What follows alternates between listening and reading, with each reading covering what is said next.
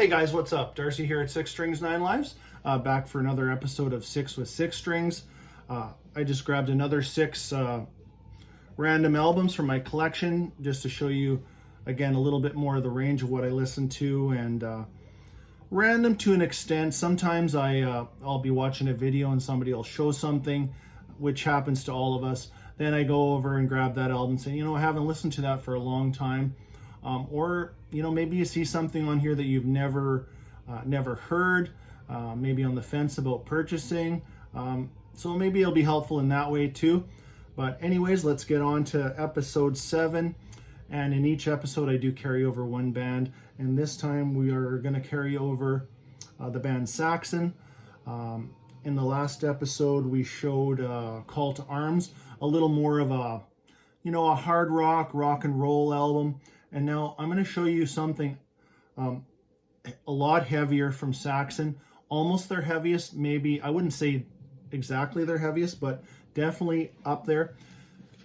This is 1999's Metalhead, a really good album. I'll tell you, if you know, Saxon's 22 album discography it's all across the board. It's hard rock to, you know, even late 80s, kind of AOR-ish to an extent at times, right to stuff like this. And this, here's the back cover. This is just a great album. Go check out some songs like the actual song Metalhead,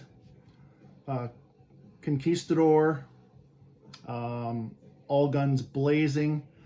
The final track on this album is called Sea of Life. I absolutely love that song.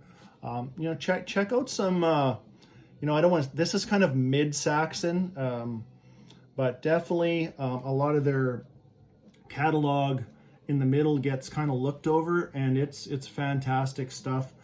You know, if you're into Saxon, if you're not, that's fine too, but definitely don't be afraid to check that out. Next up, heard a song on the radio coming home the other day, and it was Motley Crue's Wild Side. I absolutely love that song.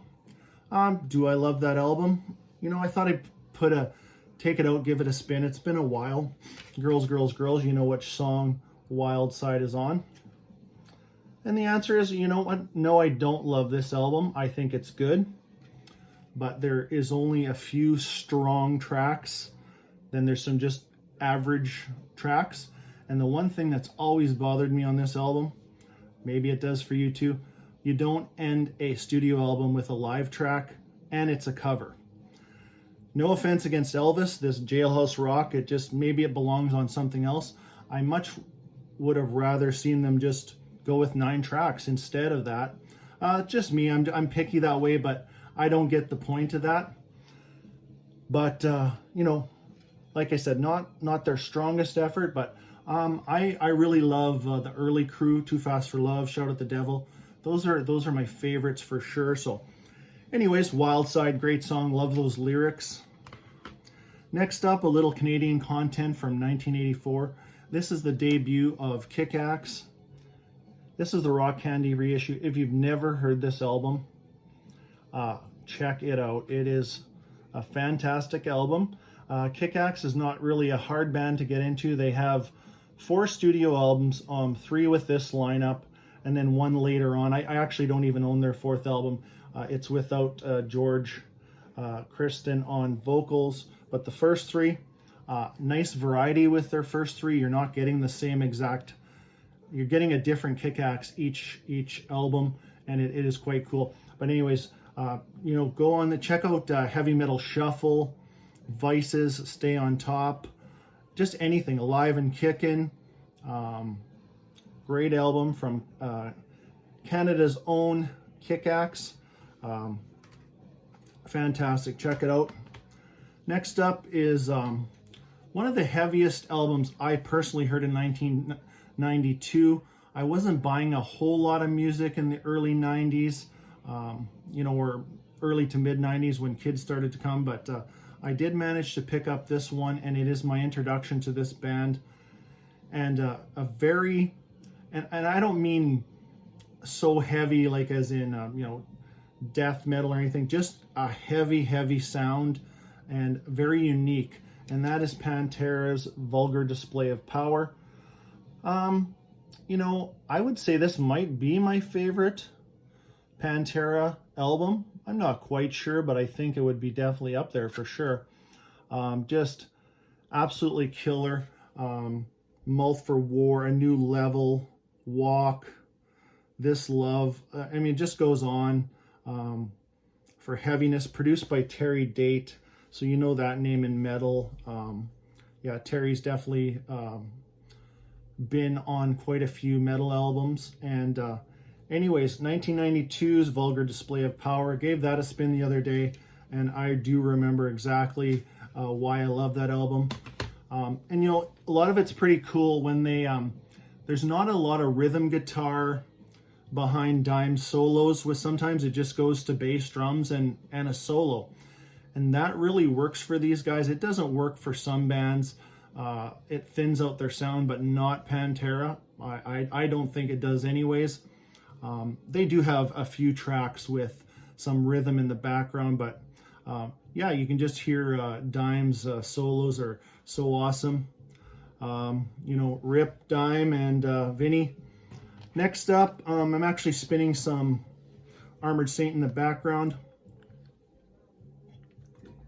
Was watching a video the other day, and someone was showing some Armored Saint, and I'm like, you know what?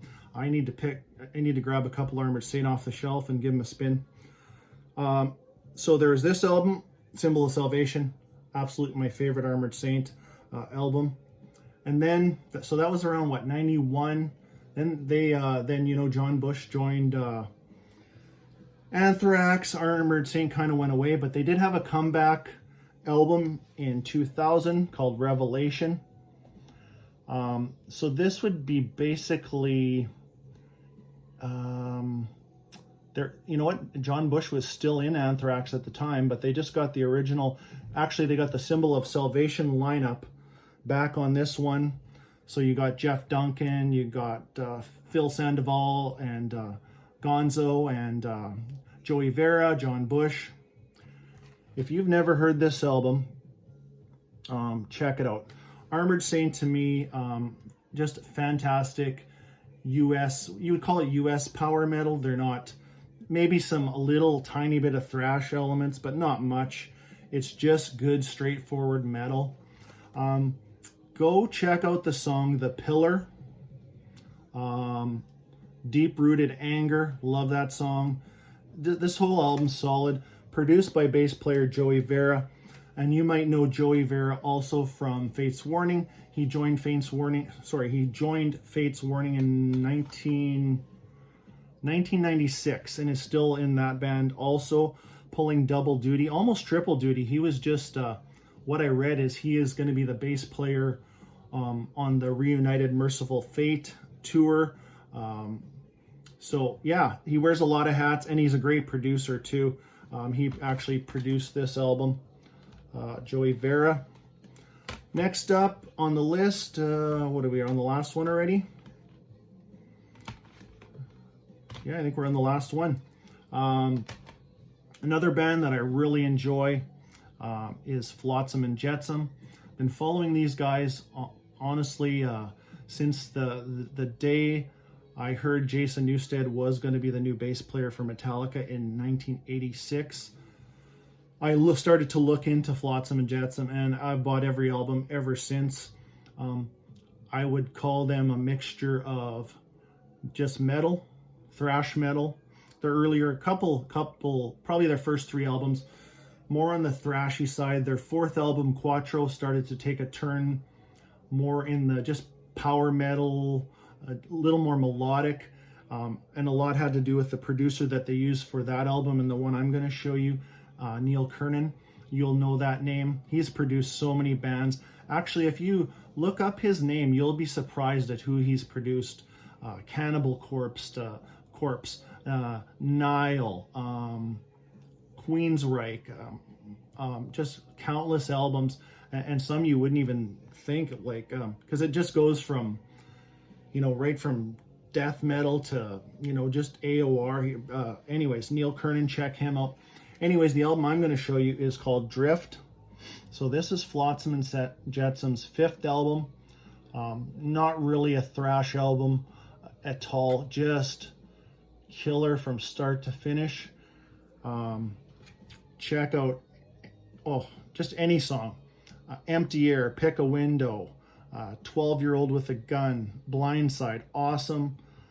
Destructive Signs, just any song from this whole album, it rocks. And if you're looking for a diversity in anybody's catalog, Flotsam and Jetsam really bring that to the table.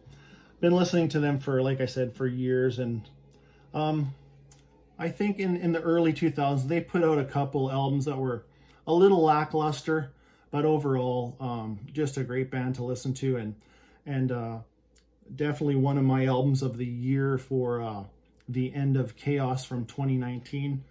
Fantastic. And yeah, I can't stress Armored Saint enough. Really just a great band, often overlooked. Yeah, I definitely think they're in that category where they should have been bigger, you know, kind of like a band like Sabotage, Armored Saint. Those are two bands that really come to mind for me that are so good and have such great material, but just not a lot of credit to go with it, or however you want to put it. Definitely check those out. Well, and I've taken up enough of your time here today. I always like to keep these episodes around 12 or 13 minutes.